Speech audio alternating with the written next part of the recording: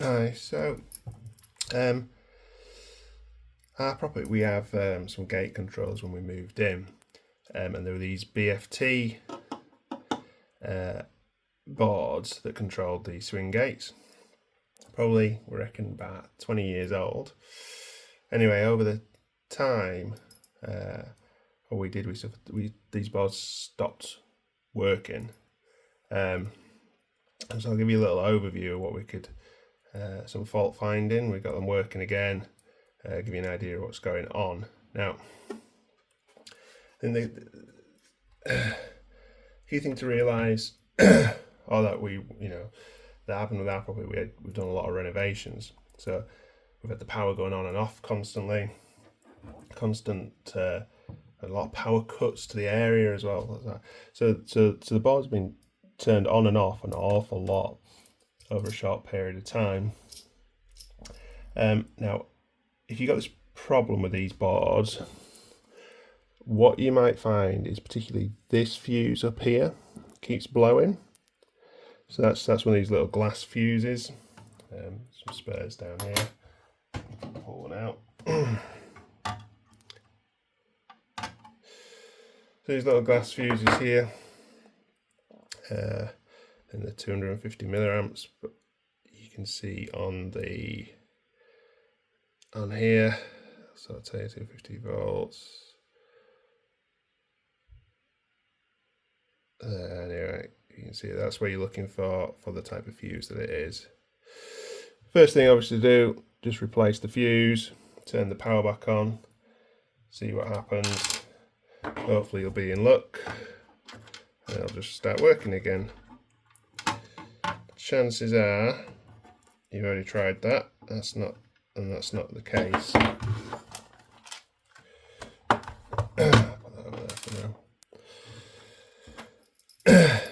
Now, with these boards, if you trace the lines, this is obviously where your power comes in, so earth, neutral, live. Those powers are straight away go into these. There's another fuse there, by the way, so you need to check that. So make sure both fuses are good, so the back one and this one. But once you've gone through that, and then particularly this fuse keeps blowing, start off, use your nose.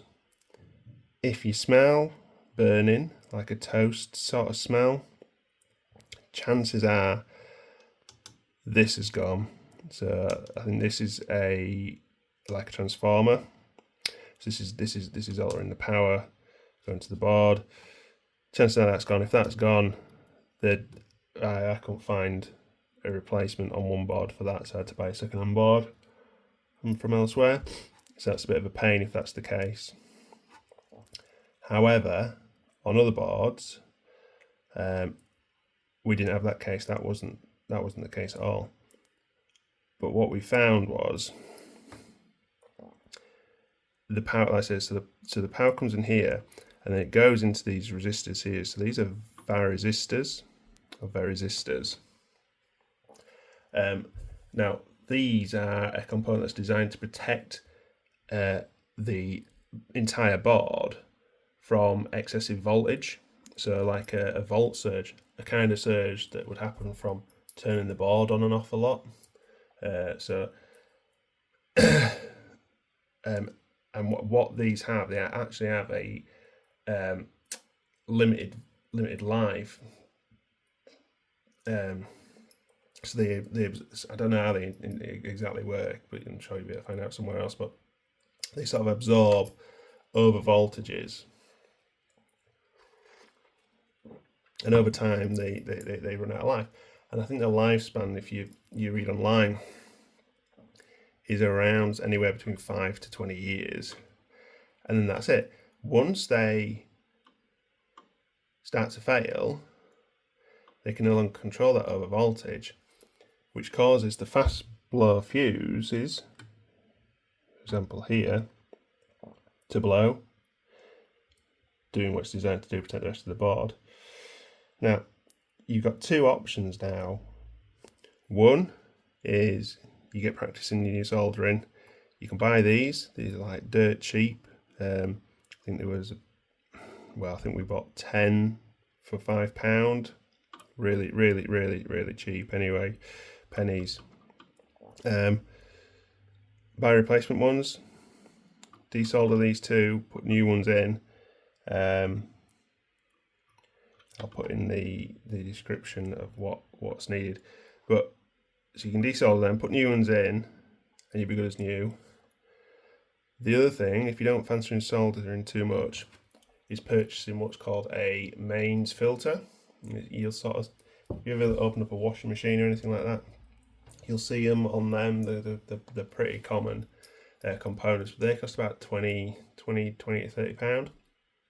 And essentially, you put that in, so you'll have your mains power coming in, goes into your line, into the mains filter, and then from the mains filter you come out of the load into the board, and that actually does the same job as these on filtering the power before it gets to the board.